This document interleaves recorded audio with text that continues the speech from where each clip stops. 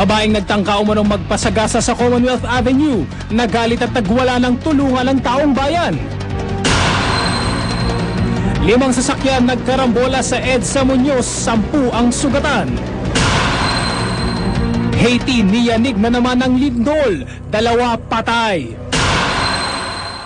Robot katulong ng mga forensic experts sa Switzerland sa paglutas ng mga krimen. At Julianne Moore na-challenge daw sa role niya sa bagong pelikula. Huwag pa huli, tutok na sa unang balita. Ako naman Arnold Glavio kasama si Connie Season. Darito na ang mga pinakasariwang balita sa umagang ito.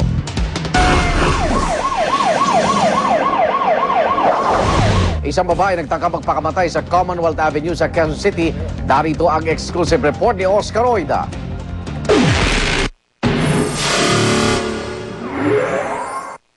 Ano nangyari doon? Sagasaan?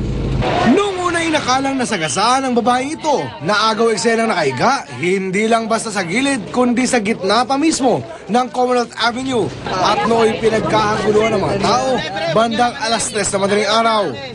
Nang aming lapitan, noon lang namin napagtanto na siya pala'y di nasagasaan, kundi nooy nagpapasagasa pa lamang. Gulat kami, akala ba para lang pasahero yung taxi. Hinarang niya. Buti yung driver. Kung Moreno sabay umiwas, pagdating rito biglang humiga dyan, oh. Ang dahilan kung bakit gusto na raw niyang mukasan ang kanyang buhay. Malapit na raw kasi ang katapusan ng mundo. May sinasabi sana December 10 daw. 2011, birthday ng tatay niya, mamamatay daw lahat ng tatay. Para bang nasaniban ba? Lahat na yung ganun katawan niya, tapos para mang kinorente. At dahil nga sa ayaw raw umalis na nakahigang babae, minabuti ng mga taga roon, nabitbitin na siya kesa raw mauwi pa sa isang malaking trahedya ang lahat. Pero imbis na matuwa sa mga nagmalasakit sa kanya,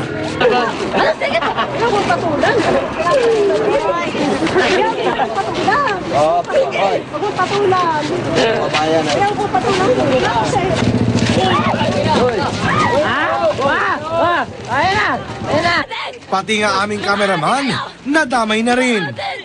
Huwag kang pabidyo-bidyo dyan, ha? Ayaw mo mamatay ng maaga. May mga pagkakataon pa nga na tila nais ng ibida ang taglay umanong kakaibang lakas. At makalipas ang ilang sandali, muli na naman siyang nagpapasagasa sa gitna ng daan. Pati dambuhalang truck, di kinatakutan.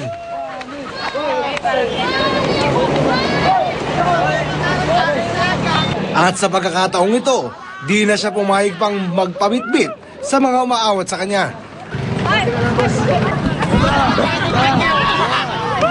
Napakalma lang ang naturang babae nang dumating na ang mga pulis at isang nagpakilalang kamag-anak. Ayon dito, may diferensya raw sa pag-iisip ang naturang babae at sadyang nag-aamok kapag di nakakainom ng gamot. Pag sinusumpong po siya ay tumatakbo. Napagamot ko na nga po. Para matiyak na wala ng aberya, inihatid ng mga pulis sa bahay ang kanina'y nagwawalang babae. Nangako naman ang nagpakilalang kamag-anak na di niya pababayaan ang naturang babae. Ito ang unang balita sa Quezon City. Oscar Oida reporting. Truck driver na sangkot sa karambola ng 5 sasakyan sa EDSA Muñoz. Nanatiling kritikal matapos maipit sa mahigit na 1 oras. Nagbabalik po si Oscar Oida.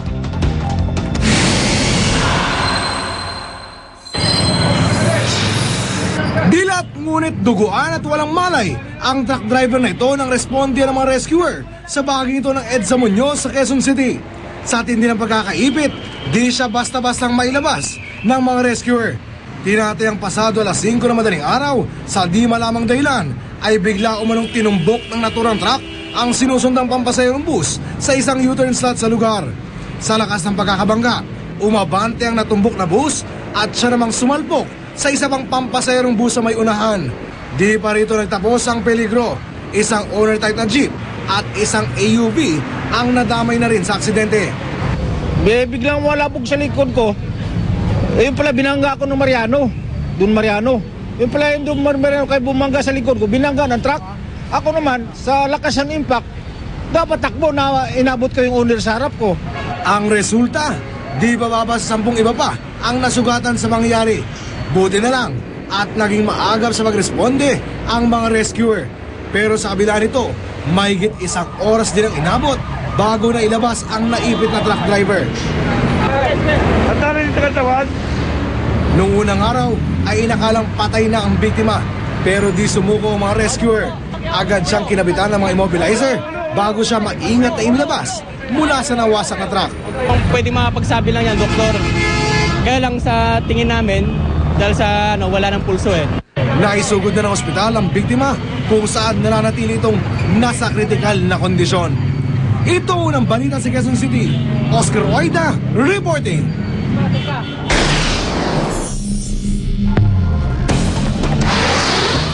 Haiti niyanig na naman ng lindol. Isang gusali ang gumuho dahil sa 4.5 magnitude earthquake sa isang lungsod.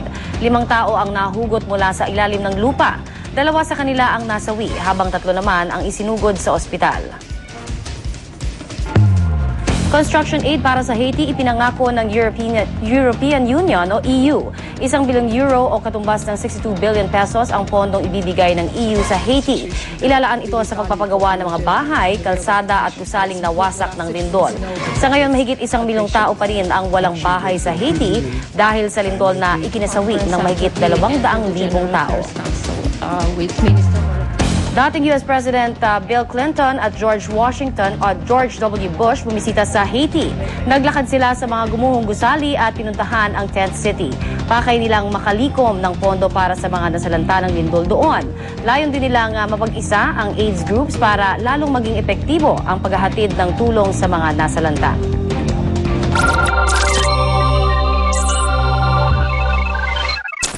Robot katulong ng mga forensic experts sa Switzerland sa paglutas ng krimen. Nakakatulong na sa pag-autopsy at pagtukoy ng dahilan ng pagkamatay ang robot na si Vertopsy. Sa tulong ng malakas na scanner at camera, nakakalikha ng 3D images ang robot ng bangkay ng biktima. Nakakatulong ito para makita ng scientists ang loob ng katawan ng hindi ito hinihiwa. Pati ang ebidensya hindi nagagalaw. Umaasa ang mga developer ng Vertopsy na sa hinaharap, kaya na nitong matukoy ang sanhi ng pagkamatay kahit walang katulong na scientist.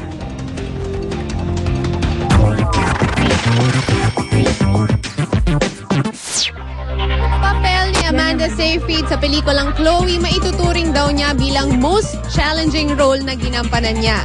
Gumanap si Amanda bilang isang high-end prostitute na na-hire ni Julianne Moore para akitin ang kanyang asawa at mapatunayan ang katapatan nito. Gumanap din dito si Liam Neeson.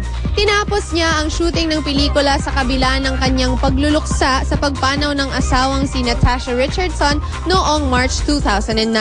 Naging laman din ang usap-usapan ng pelikula dahil sa girl-to-girl kissing scene dito ni na Amanda at Julianne.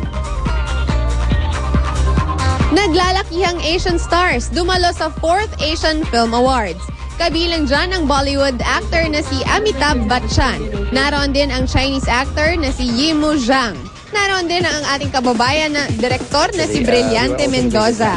Ang Asian Film Awards ay bahagi ng Hong Kong International Film Festival. At yan ang ating unang chika ngayong umaga. I'll see you again tomorrow, guys. Ako ang inyong morning kachikahan, Luan D.